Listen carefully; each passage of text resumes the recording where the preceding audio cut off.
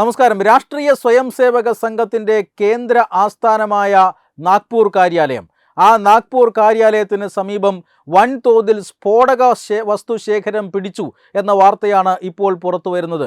15 ജലാസ്റ്റിൻ സ്റ്റിക്കുകളും അതോടൊപ്പം തന്നെ 58 ഡിറ്റനേറ്ററുകളും ഇവയെ തമ്മിൽ ബന്ധിപ്പിക്കുന്ന 8 കണക്ടറുകളും ഇപ്പോൾ കണ്ടെത്തിയിട്ടുണ്ട് എന്നതാണ് ഇപ്പോൾ പുറത്തു വരുന്ന വാർത്ത.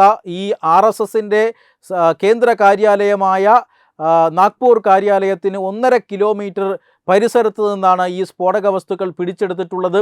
അനധികൃതമായി സ്ഫോടക വസ്തുക്കൾ സൂക്ഷിക്കുകയായിരുന്നു. രഹസ്യ വിവരത്തിൻ്റെ അടിസ്ഥാനത്തിൽ നടത്തിയ അന്വേഷണത്തിലാണ് ഈ സ്ഫോടക വസ്തുക്കൾ കണ്ടെടുത്തിരിക്കുന്നത്. ആരാണ് ഈ സ്ഫോടക വസ്തുക്കൾ അവിടെ കൊണ്ടുവന്നത്, എന്തായിരുന്നു ഉദ്ദേശം, സമീപത്തുള്ള RSS ആസ്ഥാനം ആക്രമിക്കുക എന്നത് ഈ ഉദ്ദേശത്തിലുണ്ടോ എന്നതൊക്കെയാണ് ഇപ്പോൾ കേന്ദ്ര ഏജൻസികളടക്കം അന്വേഷിച്ചു വരുന്നത്. നമുക്കറിയാം, RSSൻ്റെ കേന്ദ്ര കാര്യാലയം കഴിഞ്ഞ കുറേ നാളുകളായി വലിയ സുരക്ഷാ ഭീഷണി നേരിടുന്ന ഒരു സ്ഥലമാണ്. ഇന്ത്യയിൽ ഏറ്റവും അധികം സുരക്ഷ നൽകപ്പെടുന്ന കെട്ടിടങ്ങളിൽ ഒന്നാണ് ഇപ്പോൾ RSSൻ്റെ കേന്ദ്ര കാര്യാലയം. ഇന്ത്യൻ പാർലമെൻറ്റ്, അതുപോലെ തന്നെ ഇന്ത്യയുടെ സുപ്രീം കോടതി, അങ്ങനെ കേന്ദ്ര സർക്കാരുമായി ബന്ധപ്പെട്ട നിർണായകമായ വകുപ്പുകൾ, അവരുടെ ആസ്ഥാന മന്ദിരങ്ങൾ, അതോടൊപ്പം തന്നെ വിവിധ ക്ഷേത്രങ്ങൾ, അയോധ്യയിലെ ശ്രീരാമക്ഷേത്രം, പുനർനിർമ്മിക്കപ്പെട്ട ശ്രീരാമക്ഷേത്രത്തിന് അടക്കം വലിയ രീതിയിലുള്ള തീവ്രവാദി ഭീഷണിയുണ്ട്. അതുകൊണ്ട് തന്നെ വലിയ രീതിയിലുള്ള സുരക്ഷയാണ് ഈ പറയുന്ന പ്രദേശങ്ങളിലൊക്കെ നൽകിയിരിക്കുന്നത്, ഈ കെട്ടിടങ്ങൾക്കൊക്കെ നൽകിയിരിക്കുന്നത്. അതിൽ ഒരു കെട്ടിടമാണ് RSSൻ്റെ കേന്ദ്ര കാര്യാലയം. വർഷങ്ങളായി RSSൻ്റെ കേന്ദ്ര കാര്യാലയം പ്രവർത്തിക്കുന്ന ഒരു സ്ഥലമാണ്. RSS രൂപീകരിക്കപ്പെട്ടത് നാഗ്പൂരിൽ നിന്നാണ്. നാഗ്പൂരിലെ മോഹിതവാഡയിൽ നിന്നാണ് 1925 RSSൻ്റെ പ്രവർത്തനം തുടങ്ങുന്നത്. 100 വർഷങ്ങൾ പിന്നിട്ട് സംഘം ഇപ്പോൾ ശതാബ്ദി ആഘോഷങ്ങൾ നടത്തുന്ന ആ ഒരു സാഹചര്യത്തിലാണ് ഇപ്പോൾ നാഗ്പൂരിലെ കേന്ദ്ര കാര്യാലയത്തിന് തൊട്ട് സമീപത്തു നിന്നും ഇത്തരത്തിൽ സ്ഫോടക വസ്തുക്കൾ പിടികൂടിയിരിക്കുന്നത്. വലിയ രീതിയിലുള്ള അന്വേഷണം മഹാരാഷ്ട്ര അധികൃതർ നടത്തുന്നുണ്ട്. എങ്ങനെയാണ് ഇത് ഒരു ആക്രമണ പദ്ധതിയായിരുന്നോ എന്നുള്ളതെല്ലാം. ഈ അടുത്ത കാലത്തായി രാജ്യത്തിൻ്റെ വിവിധ കേന്ദ്രങ്ങൾ ലക്ഷ്യമാക്കി സ്ഫോടനങ്ങൾ നടത്താൻ മറ്റും തീവ്രവാദികൾ പദ്ധതിയിട്ടിരുന്നു. വൈറ്റ് കോളർ ജിഹാദിൻ്റെ ഭാഗമായി പിടികൂടിയ സംഘം, ആ സംഘത്തെ ചോദ്യം ചെയ്തതിൽ നിന്നും രാജ്യത്തെ ഞെട്ടിക്കുന്ന വിവരങ്ങളാണ് ലഭിച്ചത്. 3000-ഓളം കിലോഗ്രാം വരുന്ന സ്ഫോടക വസ്തുക്കൾ അവർ കണ്ടെത്തിയിരുന്നു, അവർ ശേഖരിച്ചിരുന്നു.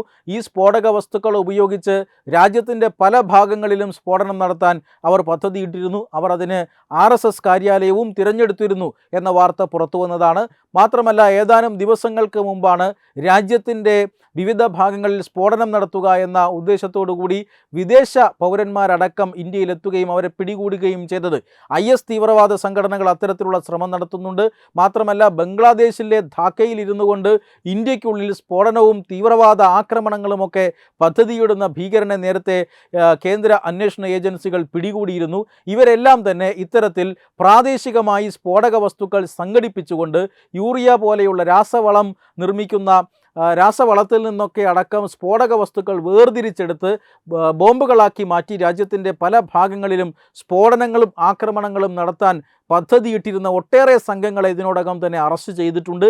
ഇത്തരം സംഘങ്ങൾ ഇപ്പോഴും വീണ്ടും സജീവമാണോ എന്ന സംശയവും നിലനിൽക്കുന്നുണ്ട്. ഈ സാഹചര്യത്തിലാണ് ഏറ്റവും അധികം സുരക്ഷ നൽകപ്പെടുന്ന ഒരു കെട്ടിടമായ RSSൻ്റെ കേന്ദ്ര കാര്യാലയം, ആ കേന്ദ്ര കാര്യാലയത്തിന് നേരെ അല്ലെങ്കിൽ കേന്ദ്ര കാര്യാലയത്തിൻ്റെ തൊട്ടടുത്തു നിന്നും ഇത്തരത്തിൽ വൻതോതിൽ സ്ഫോടക വസ്തുക്കൾ പിടികൂടിയിരിക്കുന്നത്. അത് പ്രാദേശികമായി കളക്ട് ചെയ്തത് ആയാൽ പോലും ഇത്തരത്തിലുള്ള സ്ഫോടക വസ്തുക്കൾ വലിയ അപകടമുണ്ടാക്കും. വിദേശത്തിരുന്നു കൊണ്ട് പല ഹാൻഡിലർമാരും ചില സംഘങ്ങൾക്ക് രൂപം നൽകിയിട്ടുണ്ട്.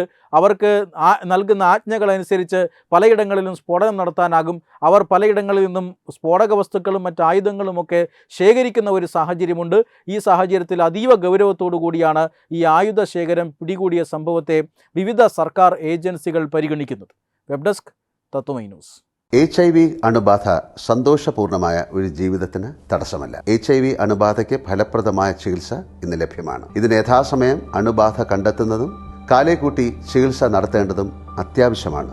സൗജന്യമായ ചികിത്സയും മാർഗനിർദ്ദേശങ്ങളും സർക്കാർ ആശുപത്രികളിലെ ART അഥവാ ഉഷസ് കേന്ദ്രങ്ങളിൽ ലഭ്യമാണ്. ആരോഗ്യ സംരക്ഷണം ഓരോരുത്തരുടെയും ഉത്തരവാദിത്തമാണ്.